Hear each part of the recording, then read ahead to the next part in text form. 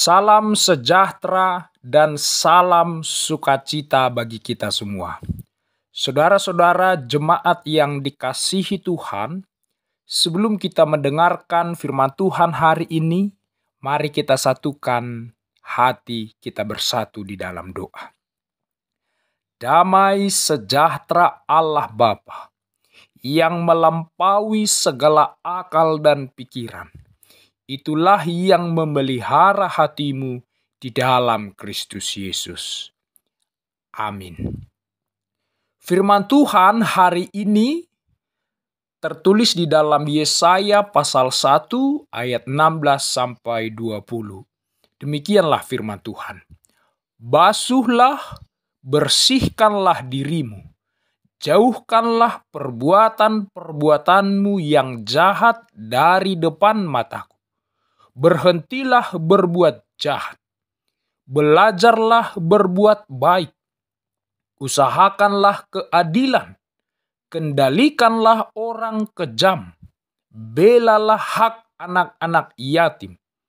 Perjuangkanlah perkara janda-janda.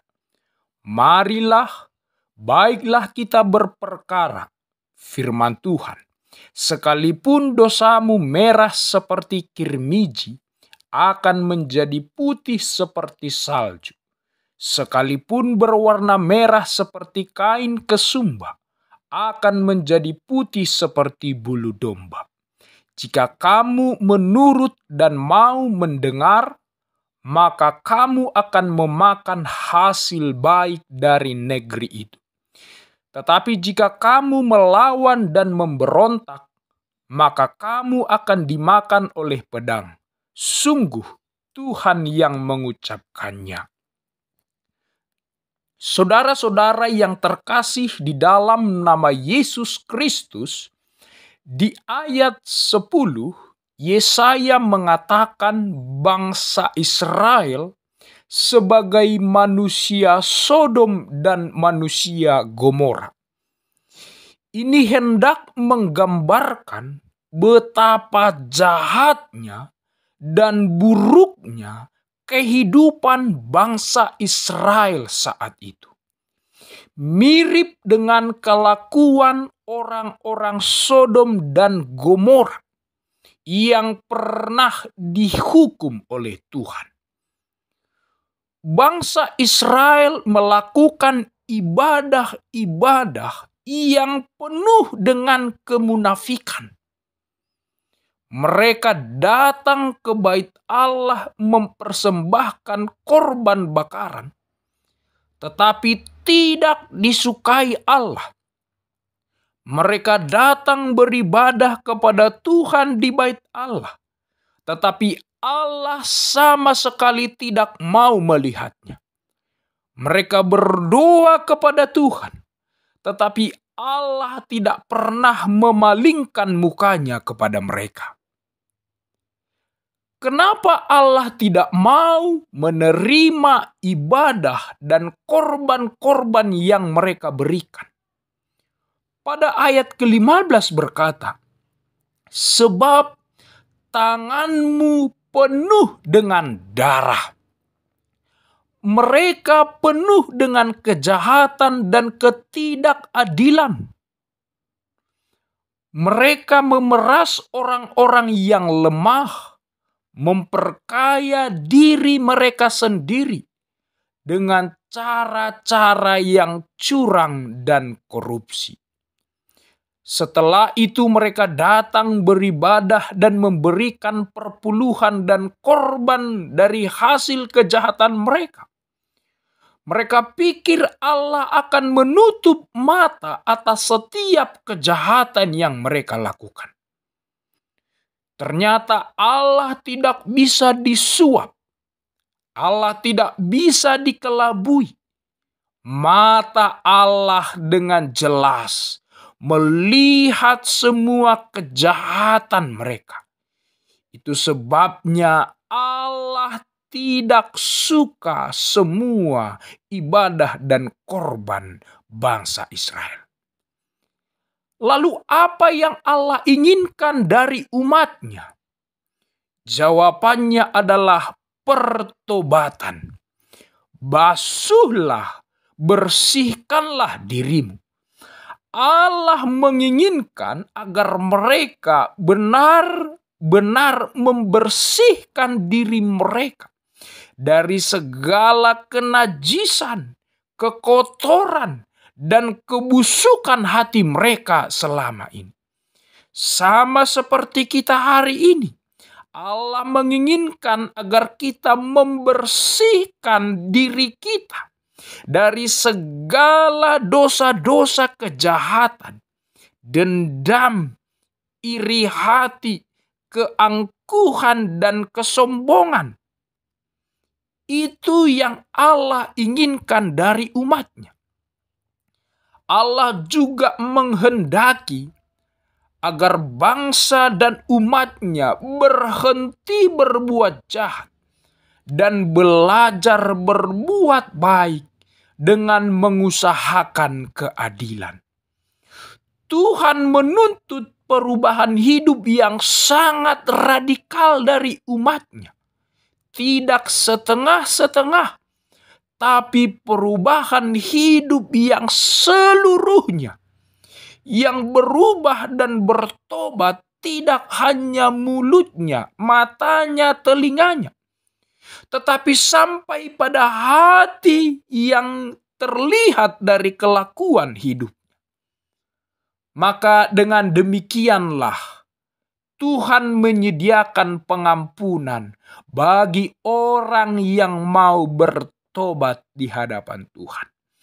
Tuhan selalu menyediakan pengampunan bagi orang-orang yang kembali kepada Tuhan. Firman Tuhan berkata hari ini, walaupun dosamu merah seperti kirmiji, akan menjadi putih seperti salju. Sekalipun berwarna merah seperti kain kesumba, akan menjadi putih seperti bulu domba. Artinya ini adalah sebuah jaminan bagi orang yang mau bertobat. Seberat apapun dosa kita, seperti apapun masa lalu kita, jika kita mau bertobat dan kembali kepada Allah, maka pintu pengampunan akan dibukakan oleh Allah. Selalu tersedia pengampunan dari Allah pada orang-orang yang bertobat dan kembali kepada Allah. Namun di dalam firman ini juga kita harus perlu bijaksana. Sebab di ayat 20 dikatakan, jika kamu melawan dan memberontak, maka kamu akan dimakan oleh pedang.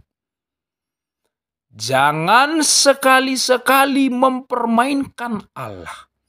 Jika Allah menyuruh kita bertobat, bertobatlah. Jangan keraskan hati. Jangan tunda-tunda pertobatanmu. Sebab Allah bisa murka. Seperti kepada Firaun dan kepada Sodom dan Gomora. Demikianlah Allah bisa murka pada orang-orang yang memberontak kepadanya. Maka hari ini ada tawaran kepada semua orang percaya dan kepada semua umatnya.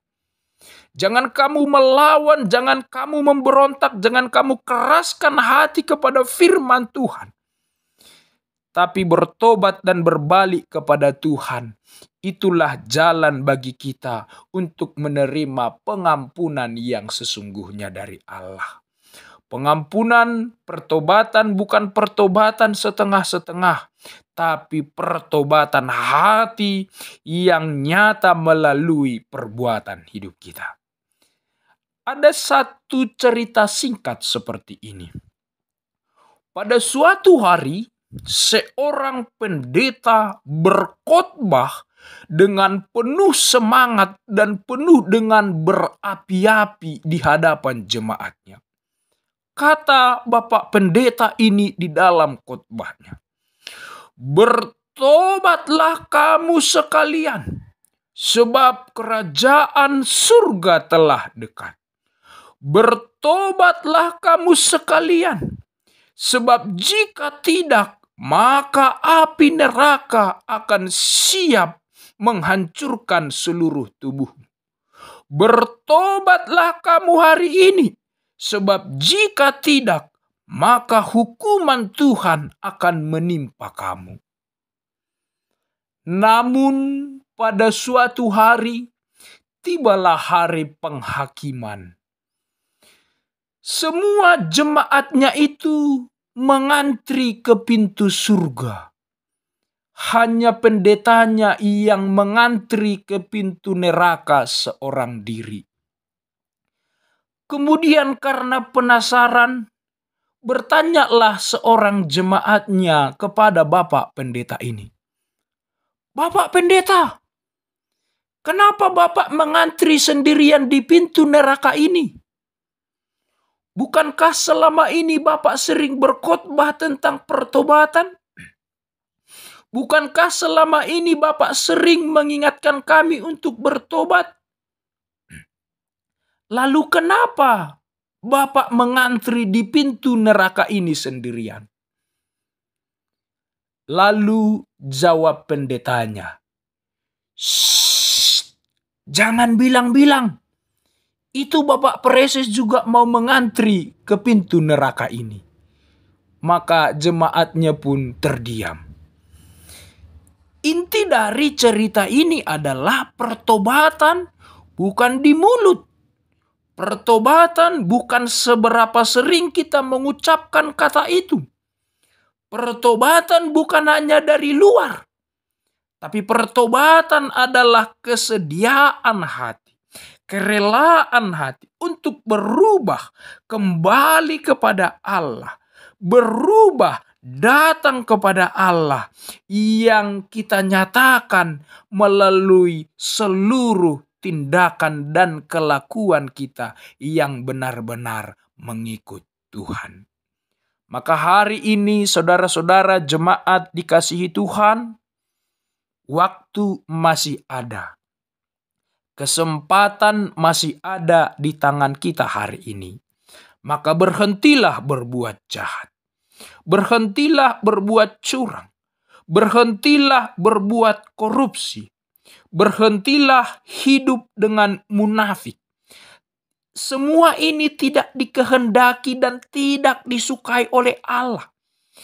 Walaupun kita mau menutup diri kita dengan pura-pura ibadah, Allah bisa melihat semuanya itu dengan terang benderang.